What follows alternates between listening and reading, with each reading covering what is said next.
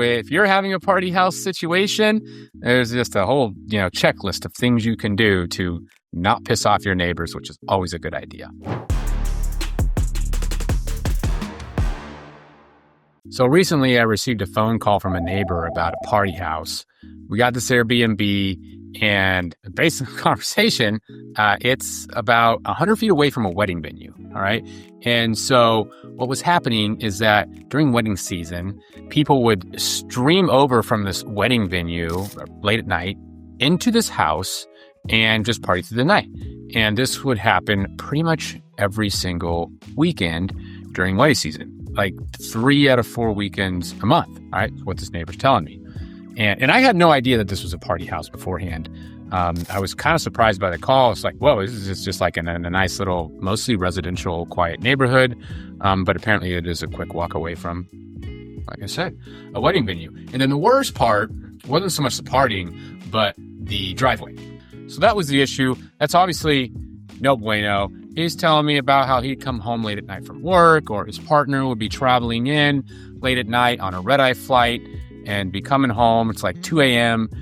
One of them worked at a hospital, right? So they get home at these odd hours and they can't park the car, right? They can't get to their parking space. So big surprise. I was super grateful they called me. First of all, instead of like calling authorities who frankly do next to nothing most of the time anyways, right? So I am the best person to call. Let's get the government out of the equation. Let's figure this out. Here's what we did. I told him, look, thank you so much. Give me 30 days, right? Because real estate always moves slower than you want.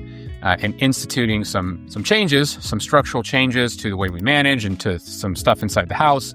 I got to order stuff. I got to have someone install it. I'm going to be doing it in between bookings, all this stuff. I was like, give me 30 days to actually make some differences. And what I did is, first of all, I posted signs, no parking signs in the driveway. Do not park here, all right? Or you'll get towed. We sourced a towing company. We put the towing company's phone number in that driveway area for everyone to see. Like, if you get towed away, call this towing company. They have your car. Also, if the driveway's blocked, call this towing company. They will come and get it. We've already arranged pricing and everything, and the owner of the car will have to pay it. So we posted no parking. We employed a towing company, if you will. We put them on call. They're apparently happy to come get cars. It was a very easy conversation. Like, yeah, we'll do it. We'll tow them out of the way, right? So we got that going.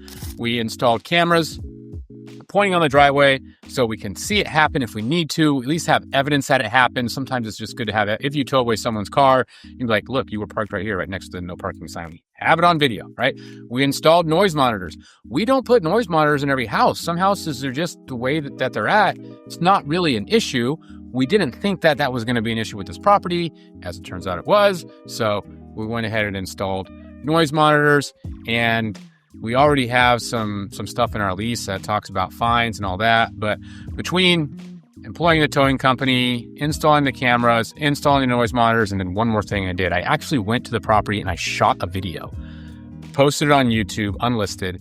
And I said, I kind of described the situation to the guests. I'm like, look, I'm standing in the driveway. You can't park cars here. Follow me. Let's go over here. This is where you can park. So made a YouTube video. I just walked them through all of that, right? And now I post it up, and through our kind of automations, our guests actually have to acknowledge that they watched it and tell us what the parking rules are, right? So now we're making every single guest that stays there watch this video and say, got it, I understand the parking rules. All that in an effort to just make sure that at the end of the day, if you're a bad neighbor, they'll find a way to make your life a living hell, right? They'll do that, right? You make their life a living hell, they'll reciprocate. So we're doing everything we possibly can to shut down the problem, which is parking and noise, right? If these people come over from the wedding venue, and it's, 20 people, and they're pretty civil, I'm thinking of like light sounding cocktail music playing and some clinking of some glasses and some lighthearted conversation, but not too loud. No one complains about that. I don't care that it happened. We're not watching the cameras.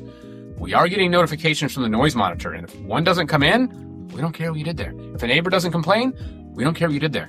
If our cleaners show up and everything's fine, not that dirty, we don't care what you did there, right? But you start getting noisy, you start blocking the driveway, we start towing your car, we start trespassing you.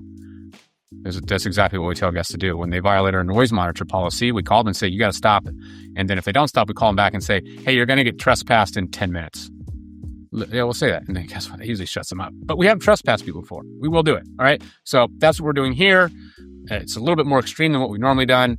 But definitely the noise monitors and the cameras are always a go-to with party houses. And this one, we're taking even extra precautions just because of the nuance with the driveway and a building full of neighbors, not just one, who more than one of them have been annoyed. I know that. So I hope that helps.